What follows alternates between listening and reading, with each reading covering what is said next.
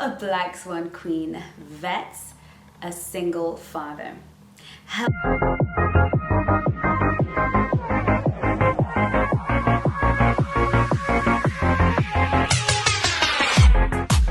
Hello and welcome to the Black Swan Relationship Academy. My name is Chengi, and you, my precious ones, of course, are and forever will be my world. I am your dating and a relationship expert here at the Black Swan Relationship Academy, your course creator, your auntie, but many of you fondly call me Mama Swan, and that is what I'm here to do. I'm here to help you ladies present as a high value, high status, high worth woman that high quality men find completely irresistible. You know, we love ourselves those Black Swan kings, don't we? Just love our Black Swan kings. Come on now. Okie dokie, so we're going to be talking today about vetting the single dad. Now some of us are thinking, what is it about? We're just going to date them, right, and work it out.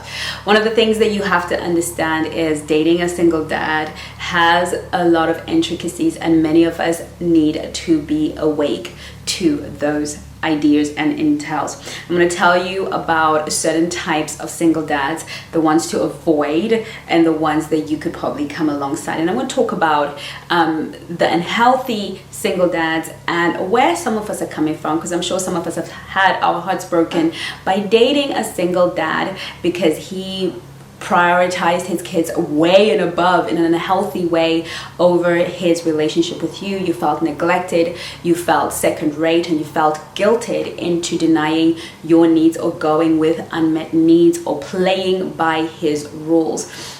This happens a lot when we're dating single fathers who have certain issues running in the background, who are still managing their fathering skills outside of a two-parent relationship.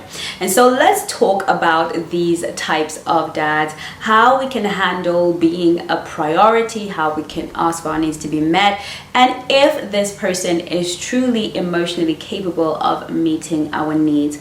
Now, let's be clear that we are not talking about men who are irresponsible. So we have the first dad. This is the irresponsible loser father. This is the guy who has children everywhere that he does not look after, or he has a child in a previous relationship that he does not see, does not support, does not care anything for.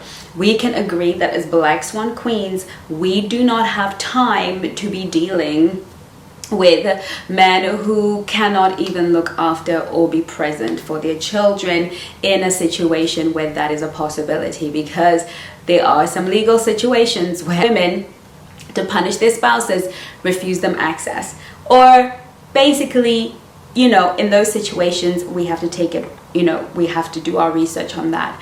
However, there are some men who really don't care. They have pregnant women everywhere and they don't care. These men are clearly low value, and we shall not be discussing them because they're not a part of any kind of man that any Black Swan would even waste her time trying to get. Okay, so let's talk about the other guy. The other guy that we're likely to meet is the flustered divorce guy.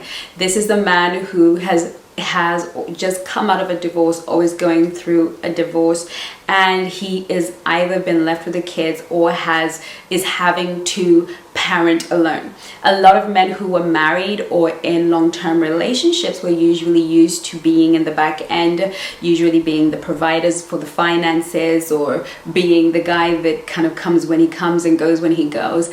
And at this point, they are being left with children, even if it's just for a weekend, and they don't know what to do with them. They don't know how to connect with them. They don't know how to father without a mother. And so these men are what I call the flustered divorce guy. Usually they don't mean any harm. They're just trying to get their heads around fathering. They're kind of everywhere about it, but they also are ready to find love. They've been maybe divorced a while, but still they have this flusteredness. They can't seem at this point to really be able to manage having their children around for the weekend, or being that dad and also having a woman in their lives. But these guys sometimes show up in a really healthy way in a relationship. I had a client who was dating a flustered dad, and basically the long and short of it is that he was not used to being a dad. He was used to being the guy that was the breadwinner, and at this point he's completely flustered. He's everywhere in his head. And I said to her, look, support him the best way you know how to, because in many ways he was showing up for her completely as a high value quality man. But sometimes they just need a little bit of help getting themselves together so they don't feel like they're going to kill their children. So you will get the divorced flustered man. What matters when you're vetting this guy is, does he show up for you despite his responsibilities? Does he find a way to make time for you? Does he communicate how his time landscape is arranged? Like, this is my time landscape, these are the days that I'm available, this is where I am. How can we sync calendars so that I can be present for my children and also present for you? And in this instance, of course, we're here to support our men as long as they're here to nurture, to love us and to cherish us and to make us feel like the queens that we are. So this is the flustered dad. We can cut him a break as long as he is present. Then we have the guilty dad. I call this guilty dad is the one that manifests as the super parent. Super parent is the one that has to be amazing, usually because a lot of these men are struggling from a sense of guilt. Usually it's because they were in a relationship with a woman who was probably present, loved them, and they messed up, they had an affair or something went off, or basically maybe the relationship just didn't work and they feel guilty. They feel guilty for breaking up their children's family. They feel responsible for it not working, or they just feel bad that they're raising children without a two-parent. I've met a lot of these men, and I know that you, my Black Swans, have too, and this is why we will be launching the Black Swan Vault for men, because I really see the struggle that some men have, especially after a broken relationship, and really managing the parenting element and sometimes making huge and massive mistakes. The mistake that a lot of guilty dads make is to prioritize the raising of their children high and above securing a mate for themselves. And this is something that we as women do too. We make the raising of our children the number one priority over and above modeling for them healthy courtships and healthy relationships, because when our children are growing up in situations where they only ever see a single parent struggling and they don't see how two people in a healthy relationship can nurture each other, they do not have a blueprint. What we need to understand is how we date is also how we parent. And when we don't date, and we don't date healthy, and we don't take our children on healthy dating conscious journeys with them, they never learn how a man and a woman should exist together. And so this is a mistake that many of us make, believing that if we put our kids front and center all the time. Now, I'm not talking about the safety of our children, that must be priority. I'm not talking about time and attention, that must be priority. But in all things, we teach our children to be healthy human beings when they have to share attention with other people. It is not healthy to make your children believe that they're the center of the earth and everything revolves around them. It is a healthy thing to let them know that they're loved, they're cherished, and in the moments that matter, you will always be there, and that they matter, that you see them, that you know them, to create bedtimes and dinner times and moments that are special on a daily basis, to be there to ask them questions that matter, but also allow them to have room for other people to be a part of the relationship. Otherwise, they become dysfunctional adults. They start to believe that everyone must revolve around their world. And sometimes we create children that have strong narcissistic traits because we have overgiven, because some of us have these narratives that, you know, my mom was so into men that she wasn't there for me. And yes, these things are true, but everything in life is about a balance. And if we do it as women, men are going to do it 10x, right? Men will do it 10x because they don't always have the privilege of seeing their children on a day-to-day basis. Unlike many of us as mothers, we always end up with the children and we're seeing them all the time. So a date is a moment away from the kids, but for them, maybe it's just weekends or certain times. And so those times are really very important for them, and they already feel this sense of scarcity. But the guilty dad is the dad who is going to forego his own emotional needs. He's going to simply relate to women sexually. He's going to hunt for sex from women, and he is going to deny himself the ability to actually be with a mate who loves him and cares about him. I see a lot of men doing that, especially in the 21st century, as people are becoming more conscious and aware of parenting. I've met a lot of single men with children who will literally kick a black swan to the curb without a second thought to be there for their children. And this is a massive mistake, especially for men, because the hormonal structure of men changes when they get into andropause, and men as they get older need companionship more than women do. Contrary to public opinion, men need marriage more than women do as they get older. Women need marriage when they're younger, but we don't need it so much as we get older.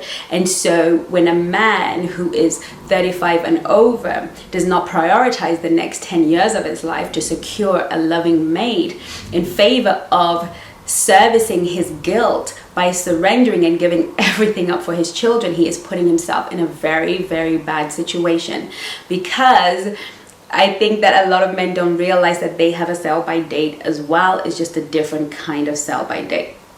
And so a lot of these men will make their kids a priority. I remember dating this one guy, and he had a 4-year-old, 5-year-old daughter, and I would only see him every other week on a Sunday after 8 p.m. because he would see her once a week during the week, midweek. He lived 2 hours away from her. She lived 30 minutes away from me. So he would go and pick her up from school, spend all day and all night with her, and then make his way home 2 hours later.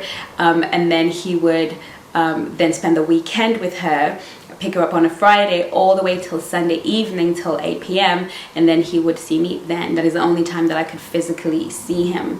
And he would literally say, my daughter comes first, my children come first, I'm never gonna da. And whenever you hear that, lady, whenever a man says to you, my child comes first, or if I'm giving you time, I have a daughter, or I have a son, know that you are about to enter a relationship that will trigger all of the neglect issues that you have from childhood. He will neglect you. He will absolutely neglect you because his guilt and his desire to be super dad to his children is always going to outdo and unmatch the needs that you have as a woman with your man. My advice for you is to do not engage in a man who always leads or will lead in conversation by saying, any woman that I meet has to be grateful that I'm even giving her my time because I have a child. Because the bottom line is, this man is guilty parenting. He is making up for his mistakes in the relationship. There's situations going on, and you will be the sacrificial lamb in this relationship.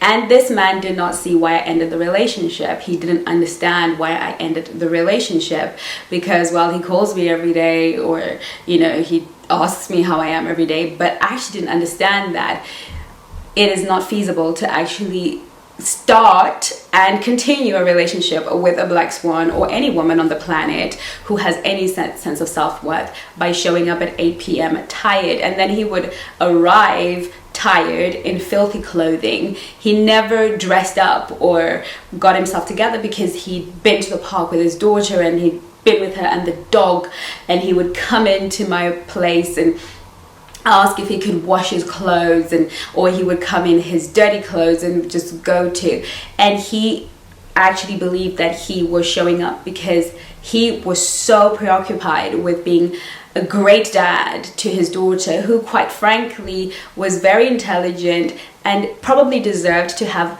a woman like me in her life so that she could have a different kind of role model. Again, something that a lot of men miss, that it's not about being there all the time. It's about introducing other women in that child's life that can bring light and laughter and a new and fresh perspective. And when men do this, they're robbing their children of more. They feel that they are the prize for this child. And yes, we are the prize for our children, but so are the people that we bring into their lives. So are their uncles and their aunties.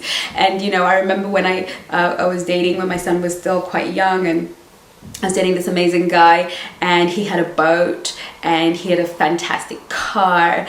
And you know, my son loved that. He loved that he had a great car, and you know, they could go out on a boat every weekend. They would jump on the boat and sail around, you know, well, not sail around, but you know, drive the boat around the Thames, and you know, they had fun together. And I was exposing him to a different type of male.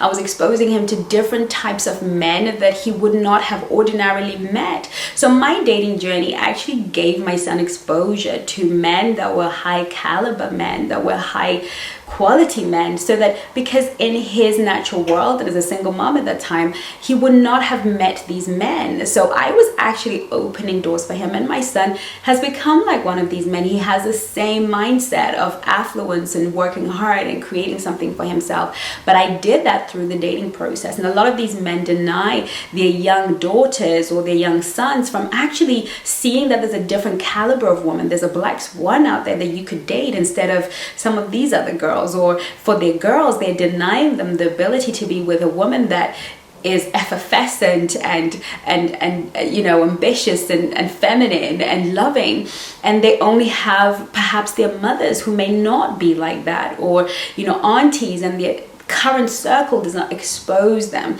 And so these men usually are blinded to the opportunities that come from dating a black swan and actually integrating your dating and your parenting in one go. But these men will hemorrhage, and they'll find themselves very old and very alone with very few options, because black swans tend to come off the market permanently. It doesn't matter how long they've been on it. When they come off permanently to very, very, very high status, high worth men that they will not be at some point, because the way they're dealing with women is probably the way they're dealing with their finances at the time. They're not focused on integrating every area of their lives, which is a shame. But the guilty parent is one to avoid. And you're going to know the guilty parent because he's going to lead with my kids, my kids, my kids, my kids. And then you've got the traumatized parent, who's not dissimilar from the guilty parent. He's going to be putting his kids front and center. He's going to pedestalize them. They're going to be gods and goddesses in his life. And they're going to be on his profile pictures. And they're going to be in his heart. And he's going to be on the phone answering them. And he will leave any date, any place to be with them. This traumatized parent is the father who didn't have a father, the one who grew up without a father or grew up with a really toxic dad. And so he's gonna definitely want to, you know, make up for all that he did not have. And he is self-regulating by becoming the dad to his children that he never had. But the problem is that we cannot create perfect situations when we're dating as single parents. We have to understand that when we're dating as single parents, that we cannot create the perfect setup, that our children are gonna have to grow in their character and find ways that we can help them to self-regulate, where they understand that they are growing up in irregular situations, where they learn to self-praise and self-soothe.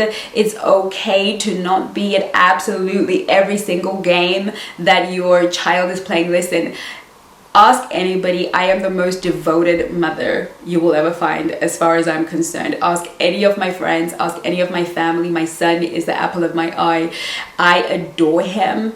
But I learned very early that he's also got to learn to self-soothe and self-praise and self-validate.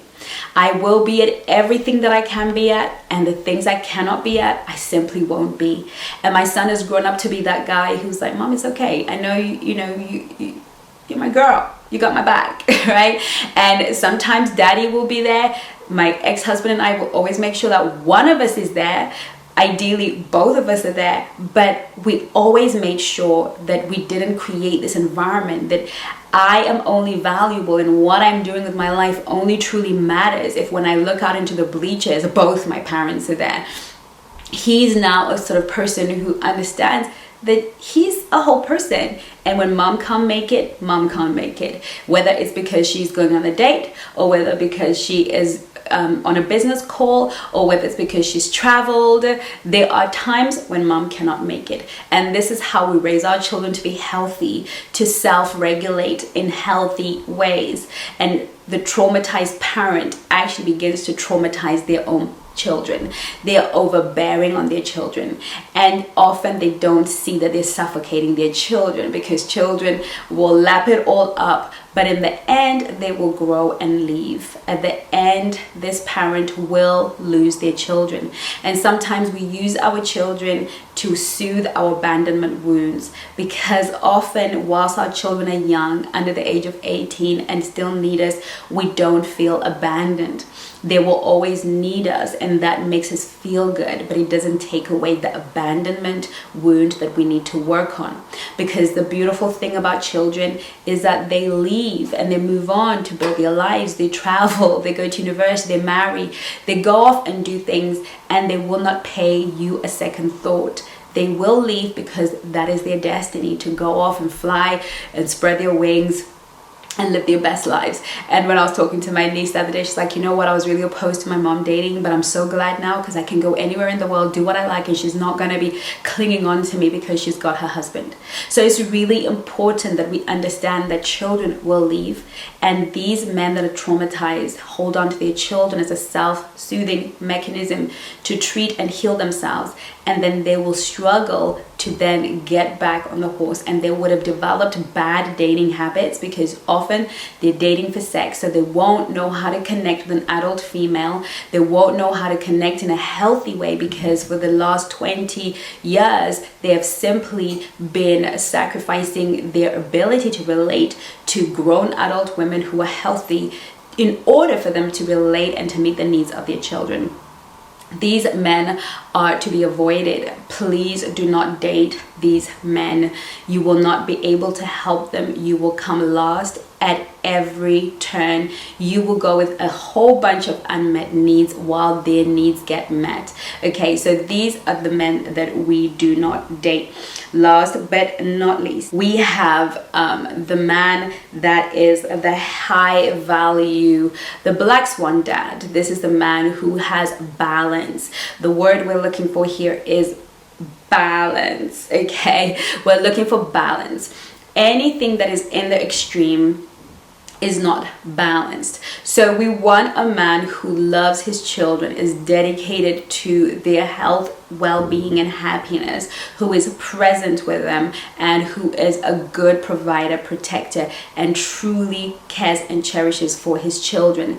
These are important signs that we want to hear, feel, and see in the man that we are dating, because we want him to be a good man to his children, because if he's a good man to his children, he's going to be a good man to us, and possibly even a good stepdad to the children that we will bring into the equation. So it's important that this be present, but it's also important that this man is making time and room for you. Now, don't get it twisted. When a man is hunting you down, he will put his kids to the back burner for a very specific time. He will come and see you on that date. He will date you. He will, abandon their football game that one time in order to secure you. But he will not be able to keep it full time. So you want to definitely be vetting this and seeing where he falls off. And he's usually going to fall off at the point where you are comfortable or he has sex with you. Once he feels that he has attained what he came for, then he will go back to default settings, and then you will really see that you were never a priority. So you really want to take your time. You want to see if he cancels dates because of his children. You want to see if he decides to do something for his kids and then show up for you later, or not at all. You're going to see that a man who is not healthy is going to always lead with his children, which often means you end up on the back burner. It's really important that we deselect these men. I know it sounds awful, but at the end of the day, we're all grown-up people who are working on ourselves, and we're all are required to create balance in our universe before we can invite another person to be a part of it. Even before we start dating, we must look at our lives and think, do I have room to be for this man what he needs? Am I capable of truly being present for another human being? And if not, what can I move around? How can I structure my life to be a present mate to a grown man. This is our responsibility as black swans, and it is our responsibility to meet men who think in this way, men whose lives are balanced, whose work life is balanced, men who have good structures around their children, their visitations, men who are willing, capable of being emotionally open and inviting us to be a part of the world that they've created for themselves and with their children, and never let either one of us feel that we are not a priority. Does that mean that sometimes the kids will just have to take priority? Yes, but it must also feel true to you that when you need to be a priority, the children will be let down on that day. Maybe they won't be able to spend all day with dad, maybe half the day with dad. Maybe they won't be able to go in that place because you have a special award ceremony where you need to show up with him, and it's really super important because he's your only date who's going to take this award ceremony. You're going to get this award. You don't want a guy who's going to be like, well, I'm going bowling with my kids, I promised them, so I can't come. At some point there's going to have to be give. Bowling can happen on Sunday, it can happen the following day, it can happen, but I'm getting an award tonight and I don't need that to be the case. So there are instances where you will have to be a priority over and above the kids, and there are instances where the kids have to be a priority. And I know that as a black swan, you are never going to have a problem with a man really cherishing and loving and being present for his children. I hope that this video helped you and you will be able to make better choices when vetting single dads. I look forward to seeing you in my next video. And in the meantime, do take care of you. Love you lots. Bye-bye.